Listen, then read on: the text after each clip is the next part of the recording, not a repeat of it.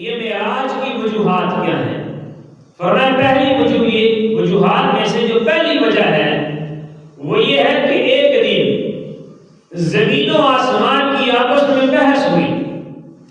زمین کہنے لگی میں افضل ہوں، آسمان کہنے لگا کہ نہیں میں افضل ہوں. اس نے کہا کہ دیکھو میں اونچا ہوں، میں بلند ہوں، میں فضیلت والا ہوں، میں شرف والا ہوں. تو زمین نے کہا کہ کسی کے بلند ہونے سے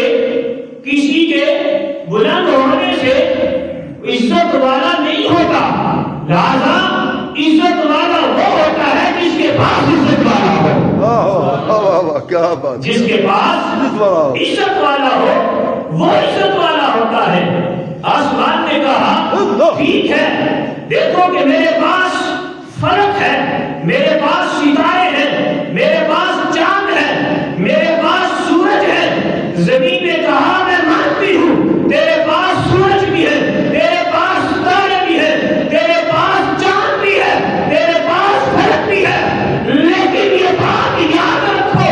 اور آسمان فرمایا کہ یہ چاند جو ہے، یہ سورج جو ہے، یہ ستارے جو ہے، فرمایا جس کے قدموں میں آ کر بوسہ لیتے ہیں وہ محمد عربی میرے پاس ہے.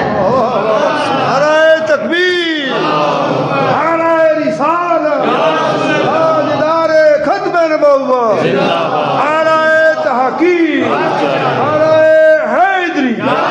ماشاءاللہ. کہا کہ وہ محمد عربی میرے پاس ہے. یہ زمین نے کہا تو آسمان طرف اٹھا اور رب کائنات کی بارگاہ میں دعا کرتا ہے یا اللہ تو سب کی عزتیں رکھنے والا ہے، کیا یہ عزت بھی میرے حق میں نصیب ہو سکتی ہے؟ کیا مجھے مل سکتی ہے؟ یا اللہ کیا یہ مجھے بھی شرف مل سکتا ہے؟